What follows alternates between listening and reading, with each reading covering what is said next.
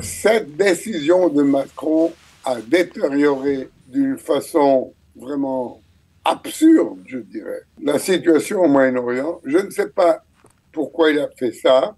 Je vois ces derniers mois une mélenchonisation de Macron.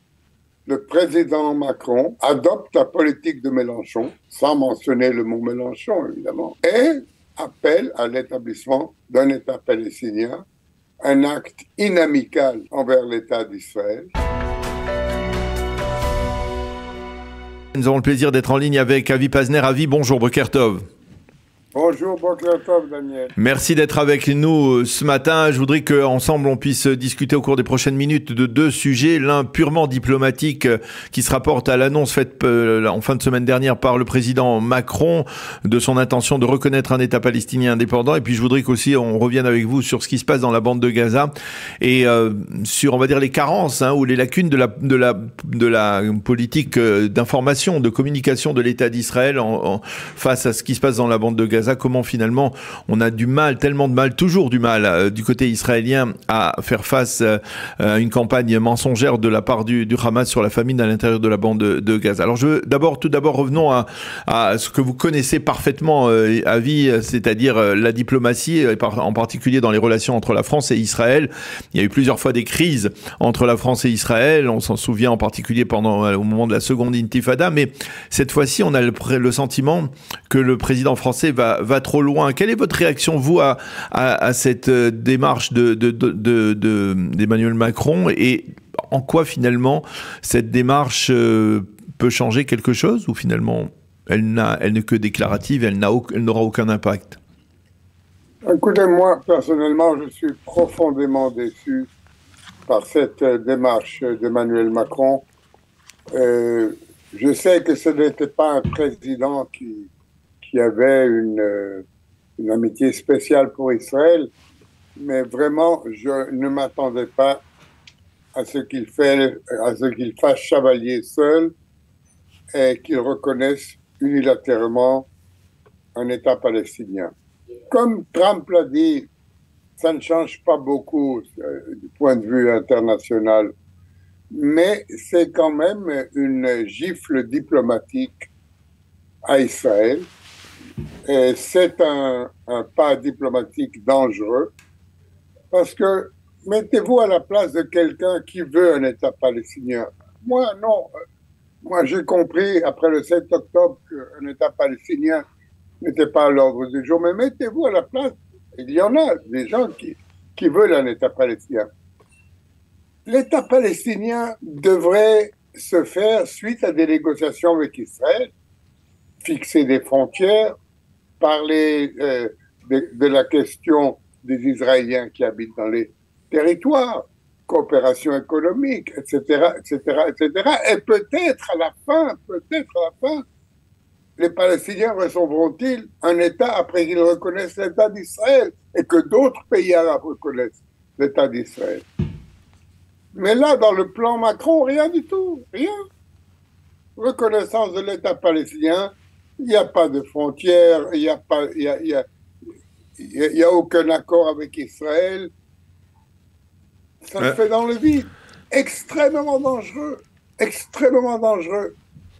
Il a essayé de convaincre d'autres pays de suivre cet exemple, comme le Canada, l'Angleterre, l'Allemagne, je crois même l'Italie, ils ont tous refusé.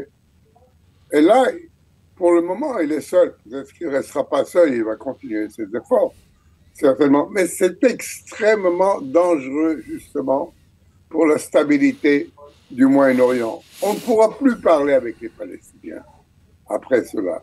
Après qu'ils ont déjà reçu ce qu'ils devaient recevoir, si négociations il y avait après ces négociations. Non, mais pourquoi on ne pourra plus parler finalement, à vie? Tout le monde sait que les négociations, au bout du compte, il faudra négocier. Si il doit y avoir des négociations, en quoi la reconnaissance par Emmanuel Macron, va changer la donne à ce niveau-là, au niveau des négociations? Israël, tant qu'Israël n'est pas prêt à s'asseoir à la table des négociations, il n'y aura pas de négociations. Non, mais il doit y avoir un résultat pour les négociations, et tout le monde penser, oui, il y a déjà eu des négociations. Barak à Camp David et au Dolmer avec Abou Mazen, de quoi on parlait? On parlait justement de la possibilité d'établir un État palestinien et quelles seraient les conditions. Et les Palestiniens, c'était donnant-donnant. Devaient aussi, eux, donner. C'était pas, par exemple, ils devaient permettre à une grande proportion des Israéliens qui habitent dans les territoires palestiniens d'y rester dans des conditions, dans des statuts spéciaux. Par exemple, la délimitation des frontières.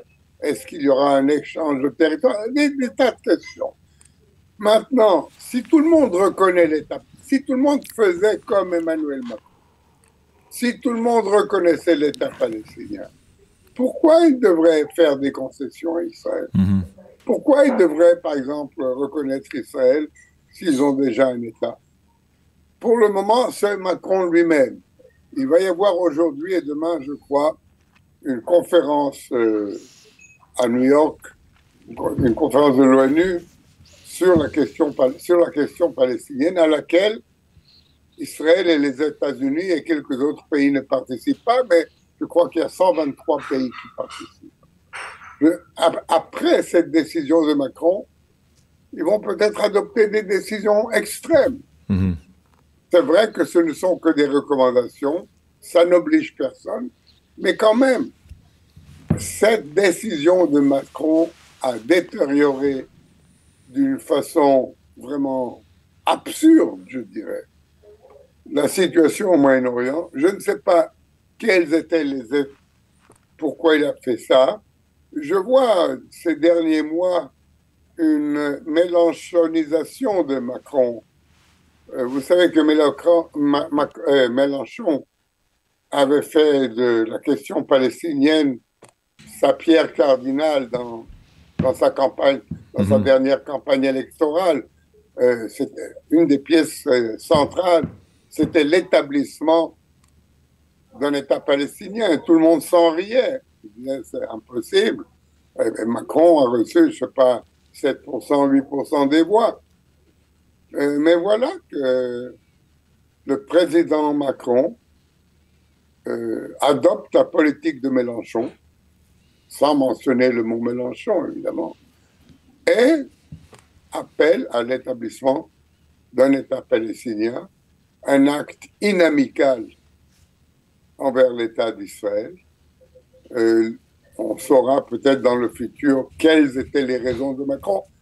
Je comprends très bien, Daniel, il y a une grande population musulmane et arabe en France. Je comprends très bien, peut-être 12%, peut-être plus, peut-être moins. Macron veut leur plaire, ou peut-être a-t-il peur d'eux, je ne sais pas. Oui.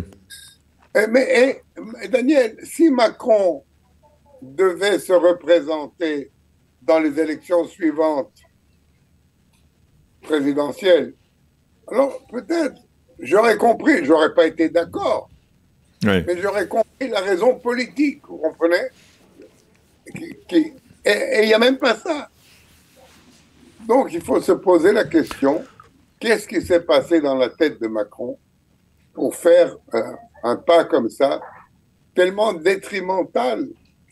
Oui. Est-ce que, Avi, vous ne pensez pas qu'il y a là d'abord peut-être effectivement une forme de frustration de la part de la France de ne pas être, on va dire, impliquée directement comme le sont les États-Unis dans ce qui se passe au Moyen-Orient? On le voit même à travers, par exemple, le Liban, où la France aurait pu être beaucoup plus présente, et ce sont les États-Unis qui semblent en train de gérer la situation ou d'aider à gérer la situation au Liban. Et puis, d'une part, la frustration, et puis une incapacité peut-être aussi de la part de la France ou de la part de Macron de lire correctement la carte du Moyen-Orient? Bien, à propos de l'implication de la France, depuis que nous avons commencé le processus de paix, ça fait déjà presque 50 ans maintenant, avec Anwar Sadat. Il y a aussi eu un volet palestinien, si vous vous rappelez. Il y avait eu les négociations sur l'autonomie. Jamais la France n'a été impliquée. C'était toujours l'Amérique qui était impliquée. La France n'a jamais été impliquée. 50 ans. Et alors, on se réveille un beau matin, on se dit, on n'est pas impliqué. on va reconnaître un État palestinien. Non, c'est pas ça. Non, non, il y a d'autres raisons. Peut-être qu'il n'aime pas Netanyahou, peut-être qu'il n'aime pas Israël, peut-être veut-il vraiment, peut-être a-t-il peur d'un embrasement dans les banlieues françaises. Peut-être que le Qatar le tient d'une certaine manière avec ses moyens face à la dette colossale de la France et que d'une certaine manière c'est le Qatar qui tire les ficelles de certains aspects de la politique en France. Non, c'est très possible. C'est très possible. Le Qatar tire beaucoup de ficelles un peu partout. Vous savez, le Qatar a des ressources immenses, immenses. Et c'est un tout petit pays, une population toute petite. Et donc, ils ont assez d'argent pour corrompre le monde entier, ce qu'ils font d'ailleurs. Et la France n'est pas la seule, même aux États-Unis, même dans d'autres pays européens. Alors, c'est très possible qu'il y ait ici une question de gros sous aussi.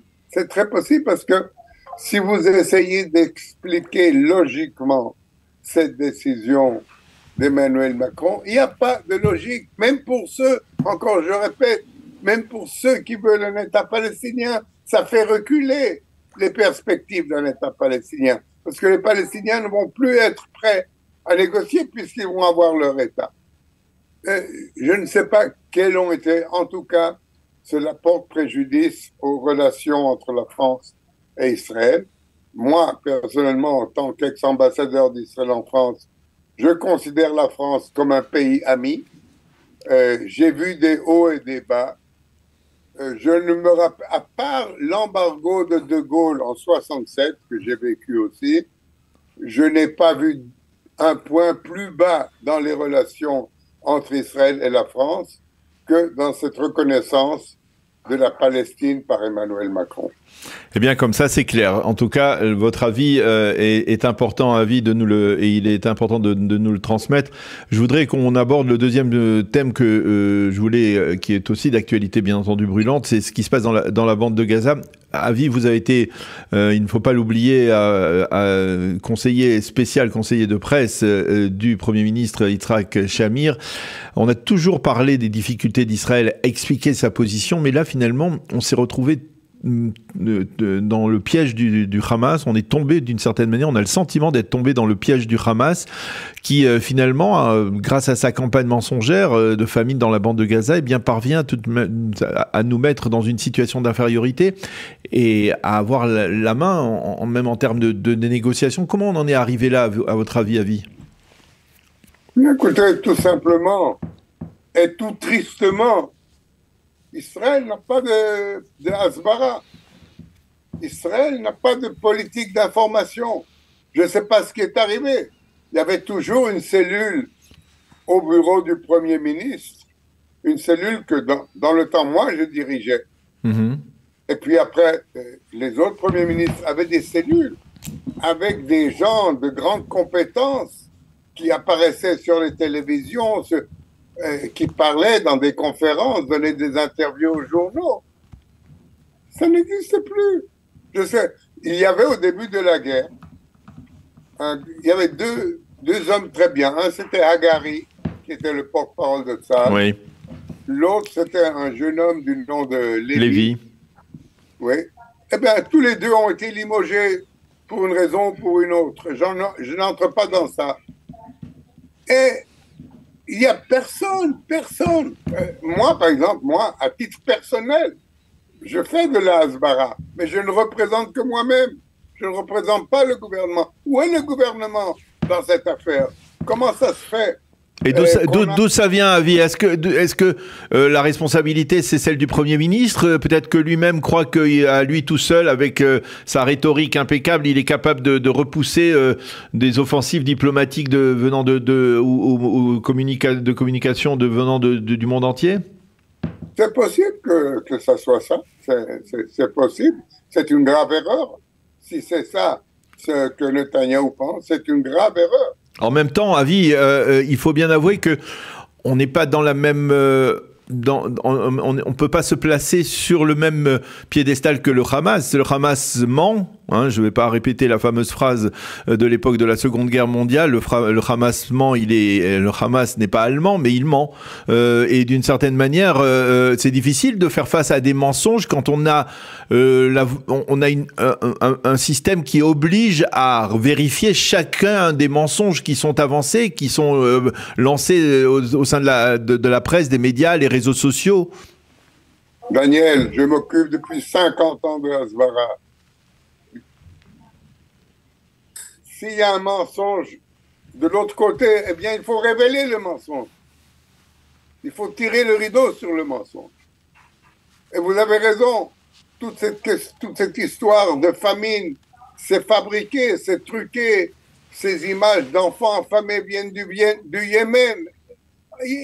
Je pourrais expliquer du matin jusqu'au soir, mais personne ne le fait. Un peu, oui, le ministre des Affaires étrangères, pour lui donner crédit, les ambassades d'Israël travaillent bien.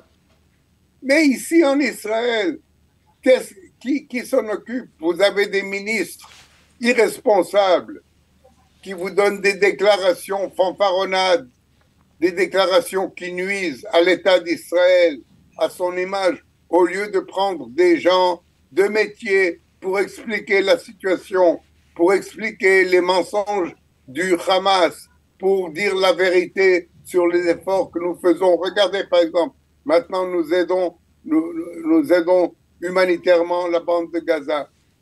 Au lieu de mettre ça en relief pour des raisons politiques, on essaye de le cacher. Donc il y a là une déficience de notre Hasbara qui porte préjudice au bon nom de l'État d'Israël. Et regardez ce qui se passe à l'étranger pour l'image d'Israël. Regardez la recrudescence de l'antisémitisme.